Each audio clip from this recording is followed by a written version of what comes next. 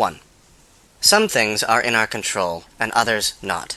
Things in our control are opinion, pursuit, desire, aversion, and, in a word, whatever are our own actions.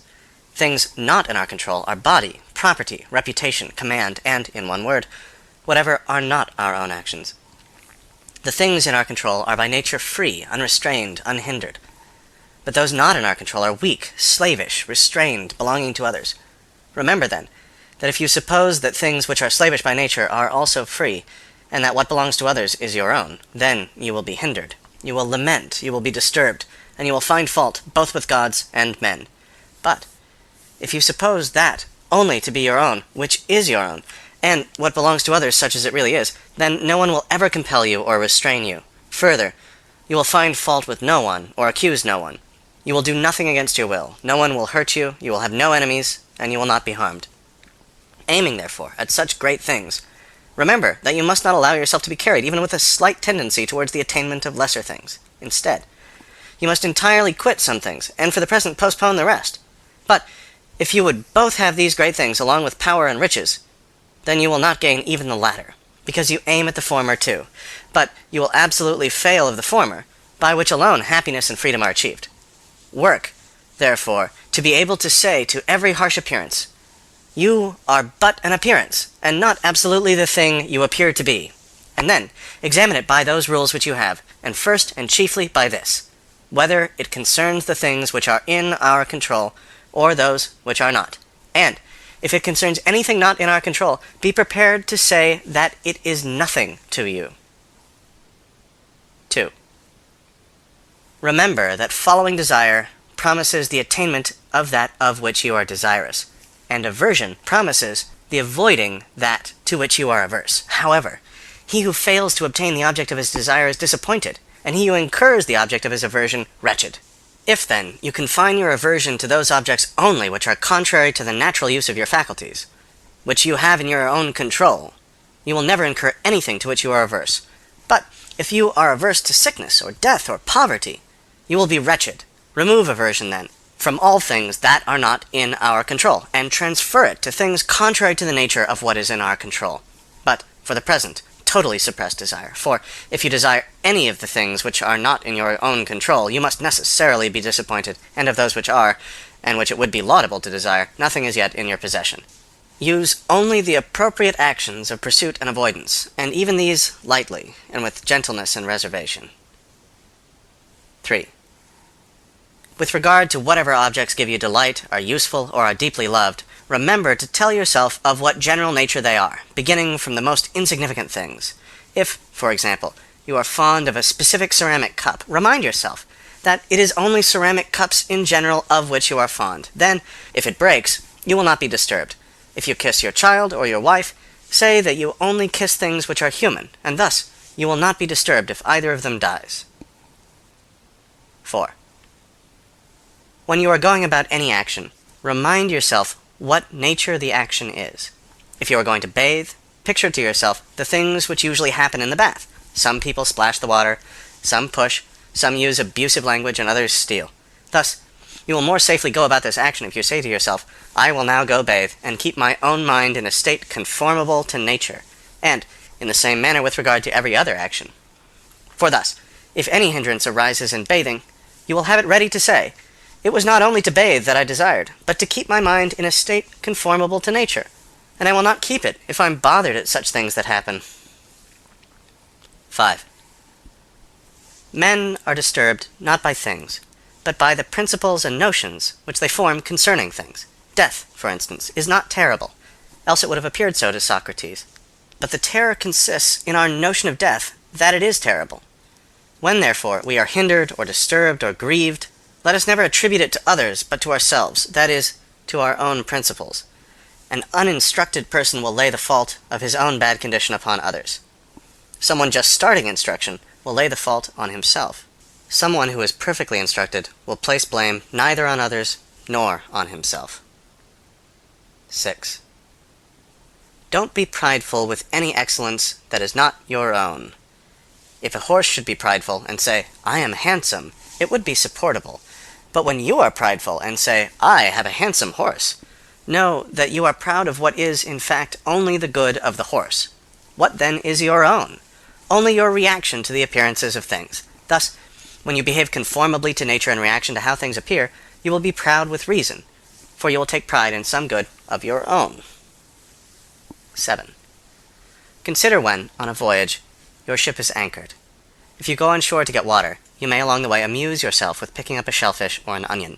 However, your thoughts and continual attention ought to be bent towards the ship, waiting for the captain to call on board.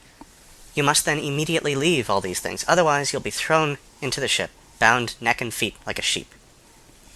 So it is with life. If, instead of an onion or a shellfish, you are given a wife or child, that is fine. But if the captain calls, you must run to the ship, leaving them, and regarding none of them. But if you are old, never go far from the ship, lest, when you are called, you should be unable to come in time. 8. Don't demand that things happen as you wish, but wish that they happen as they do happen, and you will go on well. 9. Sickness is a hindrance to the body, but not to your ability to choose, unless that is your choice. Lameness is a hindrance to the leg, but not to your ability to choose. Say this to yourself with regard to everything that happens. Then you will see such obstacles as hindrances to something else, but not to yourself. 10. With every accident, ask yourself what abilities you have for making a proper use of it. If you see an attractive person, you will find that self-restraint is the ability you have against your desire. If you are in pain, you will find fortitude. If you hear unpleasant language, you will find patience. And thus habituated, the appearances of things will not hurry you away along with them. 11. Never say of anything, I have lost it, but I have returned it. Is your child dead? It is returned. Is your wife dead? She is returned. Is your estate taken away? Well, and is not that likewise returned? But he who took it away is a bad man. What difference is it to you who the giver assigns to take it back? While he gives it to you to possess, take care of it, but don't view it as your own, just as travelers view a hotel. 12. If you want to improve, reject such reasonings as these. If I neglect my affairs, I'll have no income. If I don't correct my servant, he will be bad. For it is better to die with hunger, exempt from grief and fear, than to live in affluence with perturbation. And it is better your servant should be bad, than you unhappy. Begin, therefore, from little things. Is a little oil spilt, a little wine stolen? Say to yourself, this is the price paid for apathy, for tranquility, and nothing is to be had for nothing. When you call your servant, it is possible that he may not come, or, if he does, he may not do what you want. But he is by no means of such importance that it should be in his power to give you any disturbance. 13. If you want to improve, be content to be thought foolish and stupid with regard to external things. Don't wish to be thought to know anything, and even if you appear to be somebody important to others, distrust yourself, for it is difficult to both keep your faculty of choice in a state conformable to nature and at the same time acquire external things. But while you are careful about the one, you must of necessity neglect the other. 14. If you wish your children and your wife and your friends to live forever, you are stupid, for you wish to be in control of things which you cannot. You wish for things that belong to others to be your own. So likewise, if you wish your servant to be without fault, you are a fool, for you wish vice not to be vice, but something else. But if you wish to have your desires undisappointed, this is in your own control. Exercise, therefore, what is in your control. He is the master of every other person who is able to confer or remove whatever that person wishes either to have or to avoid. Whoever, then, would be free, let him wish nothing, let him decline nothing which depends on others, else he must necessarily be a slave. 15. Remember that you must behave in life as at a dinner party. Is anything brought around to you? Put out your hand and take your share with moderation. Does it pass by you? Don't stop it. Is it not yet come? Don't stretch your desire towards it, but wait till it reaches you. Do this with regard to children, to a wife, to public posts, to riches, and you will eventually be a worthy partner of the feasts of the gods. And if you don't even take the things which are set before you, but are able even to reject them, then you will not only be a partner at the feasts of the gods, but also of their empire. For by doing this, Diogenes, Heraclitus, and others like them, deservedly became and were called divine. 16. When you see anyone weeping in grief because his son has gone abroad, or is dead, or because he has suffered in his affairs, be careful that the appearance may not misdirect you. Instead, distinguish within your own mind, and be prepared to say, "It's not the accident that distresses this person, because it doesn't distress another person. It is the judgment which he makes about it." As far as words go, however, don't reduce yourself to his level, and certainly do not moan with him. Do not moan inwardly either. 17. Remember that you are an actor in a drama, of such a kind as the author pleases to make it. If short, of a short one. If long, of a long one. If it is his pleasure you should act a poor man, a cripple, a governor, or a private person, see that you act it naturally, for this is your business, to act well the character assigned to you. To choose it is another's. 18. When a raven happens to croak unluckily, don't allow the appearance hurry you away with it, but immediately make the distinction to yourself, and say, "None of these things are foretold to me, but either to my paltry body, or property, or reputation, or children, or wife. But to me, all omens are lucky, if I will. For whichever of these things happens, it is in my control to derive advantage from it." 19. You may be unconquerable if you enter into no combat in which it is not in your own control to conquer. When, therefore, you see anyone eminent in honors or power or in high esteem on any other account, take heed not to be hurried away with the appearance, and to pronounce him happy. For, if the essence of good consists in things in our own control, there will be no room for envy or emulation. But for your part, don't wish to be a general, or a senator, or a consul, but to be free. And the only way to do this is a contempt of things not in our own control. 20. Remember that not he who gives ill language or a blow insults, but the principle which represents these things as insulting. When, therefore, anyone provokes you, be assured that it is your own opinion which provokes you. Try, therefore, in the first place, not to be hurried away with the appearance, for if you once gain time and respite, you will more easily command yourself. 21. Let death and exile, and all other things which appear terrible, be daily before your eyes, but chiefly death, and you will never entertain any abject thought, nor too eagerly covet anything. 22. If you have an earnest desire of attaining to philosophy, prepare yourself from the very first to be laughed at, to be sneered by the multitude, to hear them say, "He has returned to us a philosopher all at once," and "Whence this supercilious look?" Now, for your own part, don't have a supercilious look indeed, but keep steadily to those things which appear best to you as one appointed by God to this station. For remember that, if you adhere to the same point, those very persons who at first ridiculed will afterwards admire you. But if you are conquered by them, you will incur a double ridicule. 23. If you ever happen to turn your attention to externals, so as to wish to please anyone, be assured that you have ruined your scheme of life. Be contented, then, in everything with being a philosopher, and, if you wish to be thought so likewise by anyone, appear so to yourself, and it will suffice you. 24. Don't allow such considerations as these distress you. I will live in dishonor and be nobody anywhere. For, if dishonor is an evil, you can no more be involved in any evil by the means of another than be engaged in anything base. Is it any business of yours, then, to get power, or to be admitted to an entertainment? By no means. How, then, after all, is this a dishonor? And how is it true that you will be nobody anywhere, when you ought to be somebody in those things only which are in your own control, in which you may be of the greatest consequence? But my friends will be unassisted. What do you mean by unassisted? They will not have money from you, nor will you make them Roman citizens. Who told you, then, that these are among the things in our own control, and not the affair of others? And who can give to another the things which he has not himself?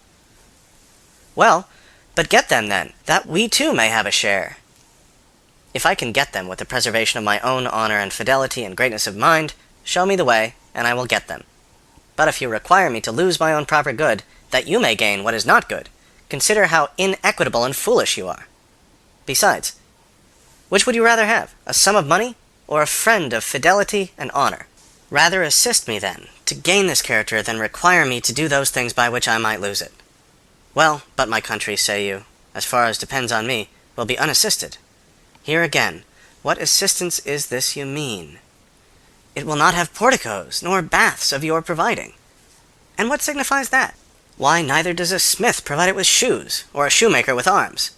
It is enough if everyone fully performs his own proper business. And, were you to supply it with another citizen of honor and fidelity, would not he be of use to it? Yes. Therefore, neither are you yourself useless to it.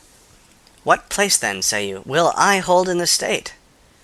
Whatever you can hold with the preservation of your fidelity and honor. But, if by desiring to be useful to that, you lose these, of what use can you be to your country when you are become faithless and void of shame? 25. Is anyone preferred before you at an entertainment, or in a compliment, or in being admitted to a consultation? If these things are good, you ought to be glad that he has gotten them. And if they are evil, don't be grieved that you have not gotten them. And remember that you cannot, without using the same means which others do, to acquire things not in our control, expect to be thought worthy of an equal share of them.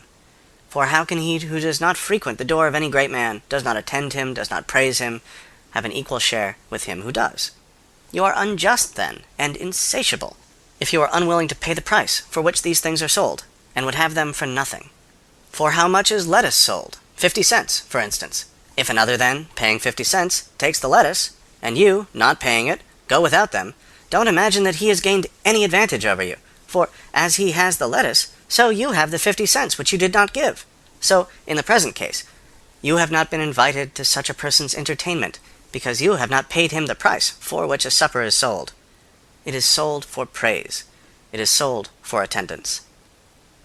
Give him then the value, if it is for your advantage. But if you would at the same time not pay the one and yet receive the other, you are insatiable and a blockhead. Have you nothing then instead of the supper? Yes, indeed you have. The not praising him whom you don't like to praise. The not bearing with his behavior at coming in. 26. The will of nature may be learned from those things in which we don't distinguish from one another. For example, when our neighbor's boy breaks a cup or the like, we are presently ready to say, "These things will happen." Be assured, then, that when your own cup likewise is broken, you ought to be affected just as when another's cup was broken. Apply this in like manner to greater things. Is the child or wife of another dead? There is no one who would not say, "This is a human accident." But if anyone's own child happens to die, it is presently, "Alas! How wretched am I!" But it should be remembered how we are affected in hearing the same thing concerning others. 27. As a mark is not set up for the sake of missing the aim, so neither does the nature of evil exist in the world. 28. If a person gave your body to any stranger he met on his way, you would certainly be angry. And do you feel no shame in handing over your own mind to be confused and mystified by anyone who happens to verbally attack you? 29. In every affair, consider what precedes and follows, and then undertake it. Otherwise, you will begin with spirit, but not having thought of the consequences, when some of them appear, you will shamefully desist. I would conquer at the Olympic Games. But consider what precedes and follows, and then, if it is to your advantage, engage in the affair. You must conform to rules, submit to a diet, refrain from dainties, exercise your body, whether you choose it or not, at a stated hour in heat and cold. You must drink no cold water, nor sometimes even wine. In a word, you must give yourself up to your master as to a physician. Then, in the combat, You may be thrown into a ditch, dislocate your arm, turn your ankle, swallow dust, be whipped, and, after all, lose the victory. When you have evaluated all this, if your inclination still holds, then go to war. Otherwise, take notice. You will behave like children who sometimes play like wrestlers, sometimes gladiators, sometimes blow a trumpet, and sometimes act a tragedy when they have seen and admired these shows. Thus, you too will be at one time a wrestler, at another a gladiator, now a philosopher, then an orator, but with your whole soul nothing at all. Like an ape, you mimic all you see, and one thing after another is sure to please you, but is out of favor as soon as it becomes familiar. For you have never entered upon anything considerately, nor, after having viewed the whole matter on all sides, or made any scrutiny into it, but rashly, and with a cold inclination. Thus some, when they have seen a philosopher and heard a man speaking like Euphrates, though indeed, who can speak like him, have a mind to be philosophers too. Consider first, man, what the matter is, and what your own nature is able to bear. If you would be a wrestler, consider your shoulders, your back, your thighs, for different persons are made for different things. Do you think that you can act as you do and be a philosopher? That you can eat and drink, and be angry and discontented as you are now? You must watch, you must labor, you must get the better of certain appetites, must quit your acquaintance, be despised by your servant, be laughed at by those you meet, come off worse than others in everything, in magistracies, in honors, in courts of judicature. When you have considered all these things round, approach if you please. If by parting with them you have a mind to purchase apathy, freedom, and tranquility. If not, don't come here. Don't, like children, be one while a philosopher, then a publican, then an orator, then one of Caesar's officers. These things are not consistent. You must be one man, either good or bad. You must cultivate either your own ruling faculty or externals, and apply yourself either to things within or without you. That is, be either a philosopher or one of the vulgar. 30. Duties are universally measured by relations. Is anyone a father? If so, it is implied that the children should take care of him, submit to him in everything, patiently listen to his reproaches, his correction. But he is a bad father. Are you naturally entitled, then, to a good father? No, only to a father. Is a brother unjust? Well, keep your own situation towards him. Consider not what he does, but what you are to do to keep your own faculty of choice in a state conformable to nature. For another will not hurt you unless you please. You will then be hurt when you think you are hurt. In this manner, therefore, you will find, from the idea of a neighbor, a citizen, a general, the corresponding duties if you accustom yourself to contemplate the several relations. 31. Be assured that the essential property of piety towards the gods is to form right opinions concerning them, as existing and as governing the universe with goodness and justice. And fix yourself in this resolution, to obey them and yield to them and willingly follow them in all events, as produced by the most perfect understanding. For thus, you will never find fault with the gods, nor accuse them as neglecting you. And it is not possible for this to be effected any other way than by withdrawing yourself from things not in our control, and placing good or evil in those only which are. For if you suppose any of the things not in our control to be either good or evil, when you are disappointed of what you wish, or incur what you would avoid, you must necessarily find fault with and blame the authors. For every animal is naturally formed to fly, and abhor things that appear hurtful, and the causes of them, and to pursue and admire those which seem beneficial, and the causes of them. It is impractical, then, that one who supposes himself to be hurt should be happy about the person who, he thinks, hurts him, just as it is impossible to be happy about the hurt itself. Hence, also, a father is reviled by the son when he does not impart to him the things which he takes to be good. And supposing empire to be a good, made Polynices and Eteocles mutually enemies. On this account, the husbandman, the sailor, the merchant, on this account those who lose wives and children, revile the gods. For where interest is, there too is piety placed. So that whoever is careful to regulate his desires and aversions as he ought, is, by the very same means, careful of piety likewise. But it is also incumbent on everyone to offer libations and sacrifices and first fruits, conformably to the customs of his country, with purity, and not in a slovenly manner, nor negligently, nor sparingly, nor beyond his ability. 32. When you have recourse to divination, remember that you know not what the event will be, and you come to learn it of the diviner, but of what nature it is you know before you come, at least if you are a philosopher. For if it is among the things not in our control, it can by no means be either good or evil. Don't, therefore, bring either desire or aversion with you to the diviner, else you will approach him trembling. But first acquire a distinct knowledge that every event is indifferent and nothing to you, of whatever sort it may be. For it will be in your power to make a right use of it, and this no one can hinder. Then come with confidence to the gods as your counselors, and afterwards, when any counsel is given you, remember what counselors you have assumed, and whose advice you will neglect if you disobey. Come to the divination as Socrates prescribed, in cases of which the whole consideration relates to the event, and in which no opportunities are afforded by reason or any other art to discover the thing proposed to be learned.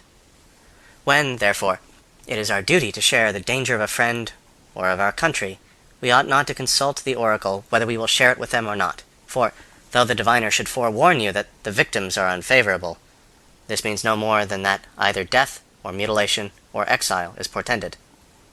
But we have reason within us, and it directs, even with these hazards, to the greater diviner, the Pythian god, who cast out of the temple the person who gave no assistance to his friend while another was murdering him. 33.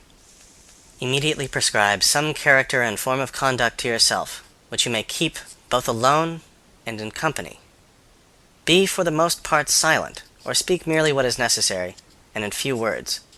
We may, however, enter, though sparingly, into discourse sometimes when occasion calls for it, but not on any of the common subjects of gladiators, of horse races, or athletic champions, or feasts, the vulgar topics of conversation, but principally not of men, so as either to blame or praise or make comparisons. If you are able, then, by your own conversation, bring over that of your company to proper subjects, but if you happen to be taken among strangers, be silent.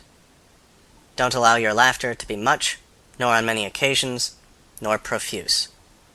Avoid swearing, if possible, altogether, if not, as far as you are able.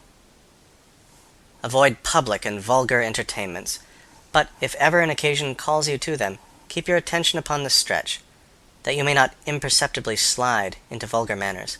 For be assured that if a person be ever so sound himself, yet, if his companion be infected, he who converses with him will be infected likewise. Provide things relating to the body no further than mere use, as meat, drink, clothing, house, family.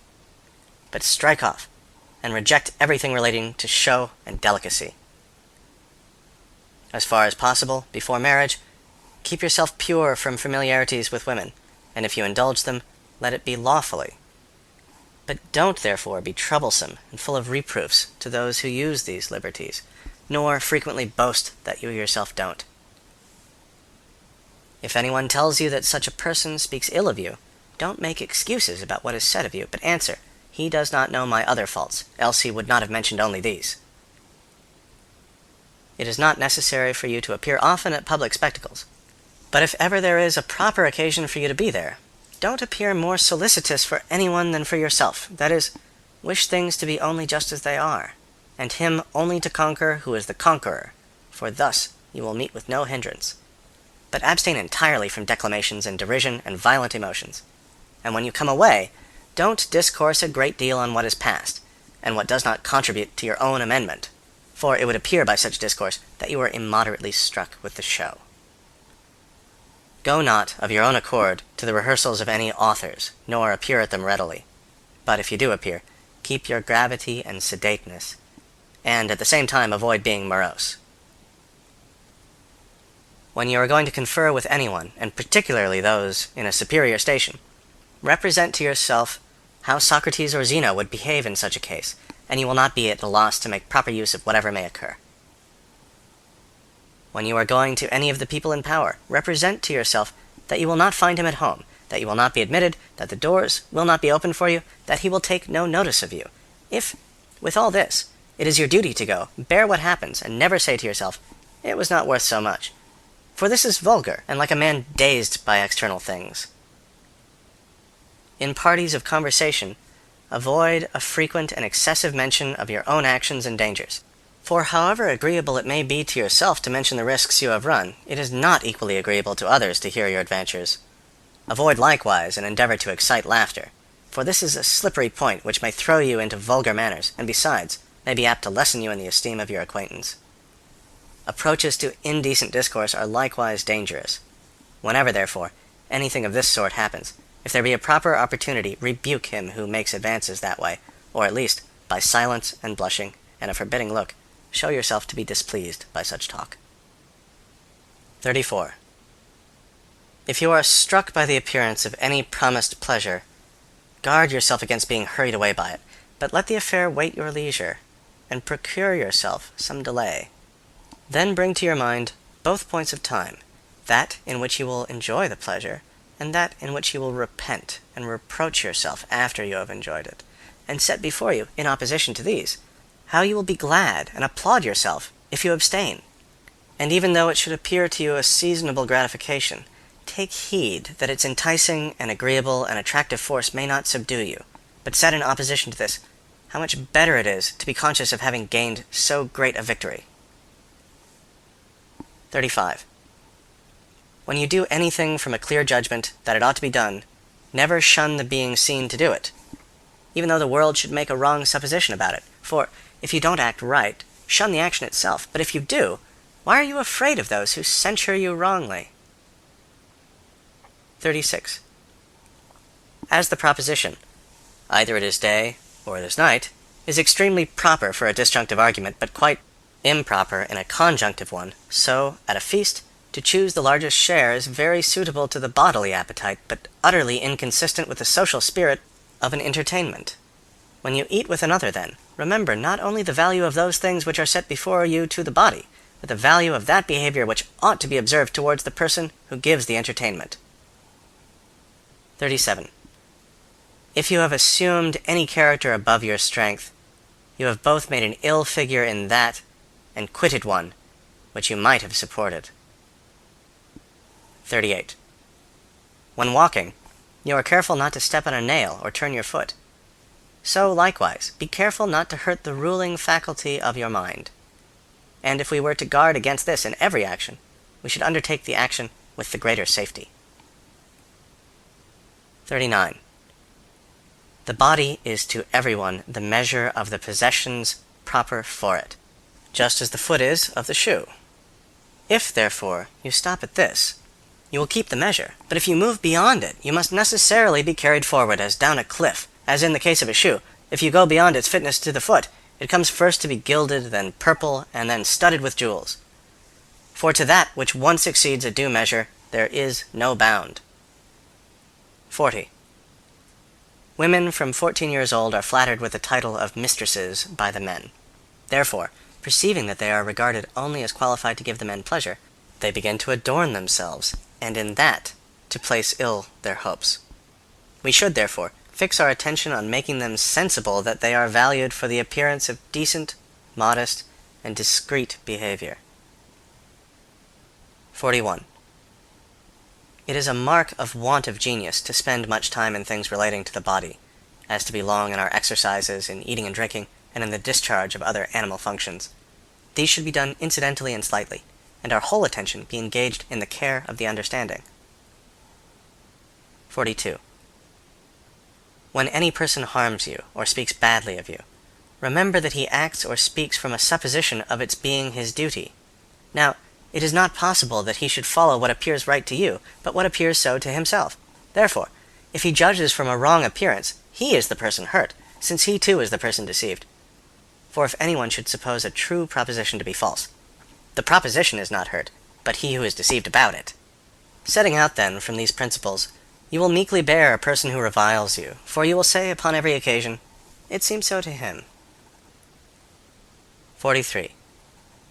Everything has two handles, the one by which it may be carried, the other by which it cannot. If your brother acts unjustly, don't lay hold on the action by the handle of his injustice, for by that it cannot be carried, but the opposite, that he is your brother, that he was brought up with you, and thus you will lay hold on it as it is to be carried. 44. These reasonings are unconnected. I am richer than you, therefore I am better. I am more eloquent than you, therefore I am better. The connection is rather this: I am richer than you, therefore my property is greater than yours. I am more eloquent than you, therefore my style is better than yours. But you, after all, are neither property nor style. 45. Does anyone bathe in a mighty little time? Don't say that he does it ill, but in a mighty little time. Does anyone drink a great quantity of wine? Don't say that he does ill, but that he drinks a great quantity. For, unless you perfectly understand the principle from which anyone acts, how should you know if he acts ill? Thus, you will not run the hazard of assenting to any appearances but such as you fully comprehend. 46. Never call yourself a philosopher, nor talk a great deal among the unlearned about theorems, but act conformably to them. Thus, at an entertainment, don't talk how persons ought to eat, but eat as you ought.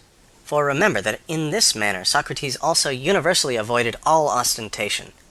And when persons came to him and desired to be recommended by him to philosophers, he took and recommended them, so well did he bear being overlooked.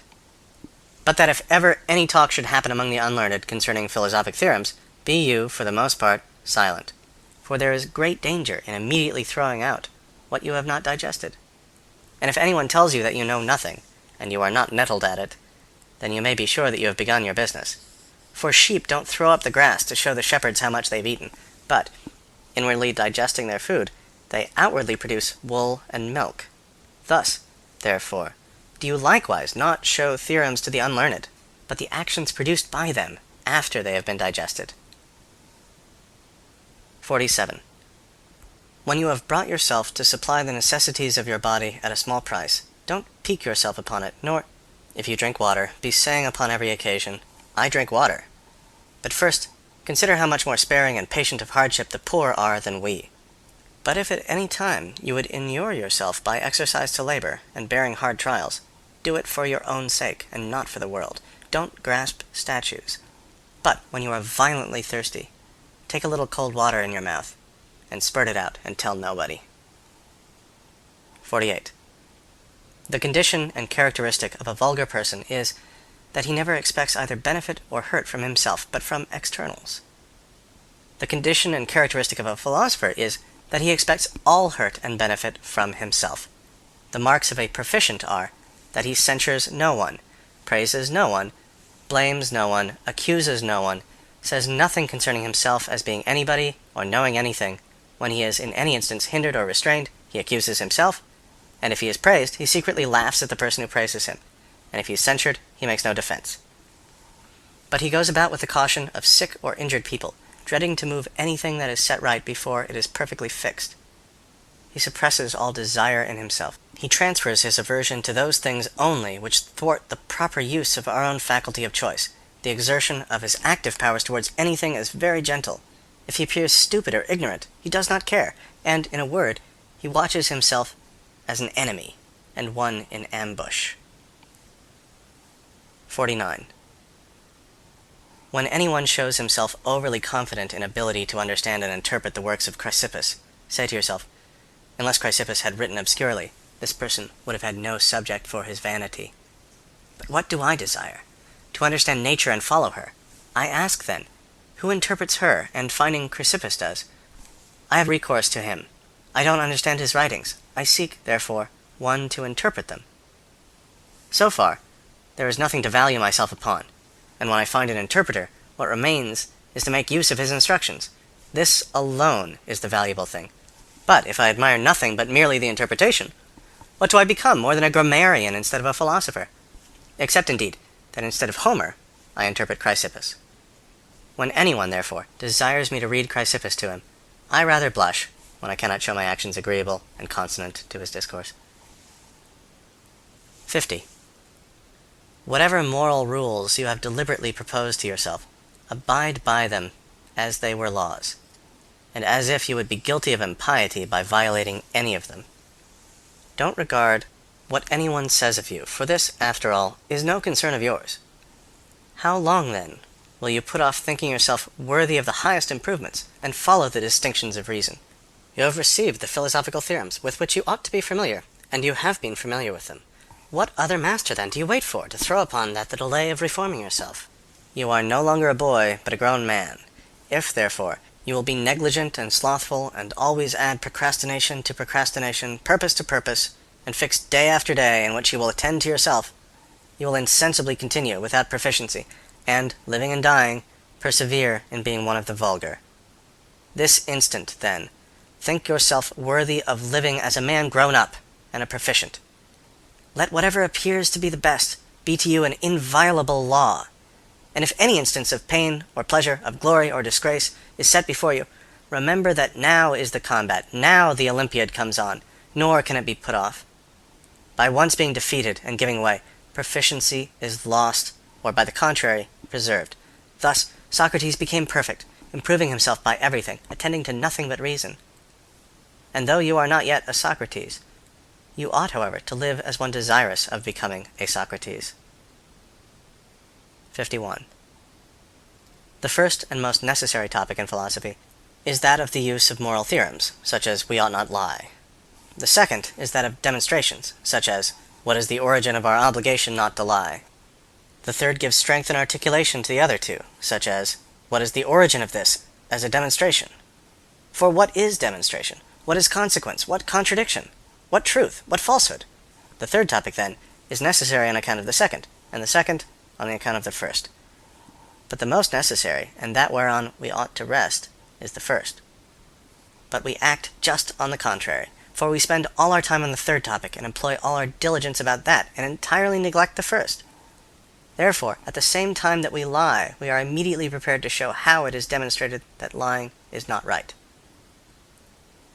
52. Upon all occasions, we ought to have these maxims ready at hand. Conduct me, Jove, and you, O destiny, wherever your decrees have fixed my station. Cleanthes. I follow cheerfully, and, did I not, wicked and wretched, I must follow still. Whoever yields properly to fate is deemed wise among men, and knows the laws of heaven. Euripides, Fragment 965.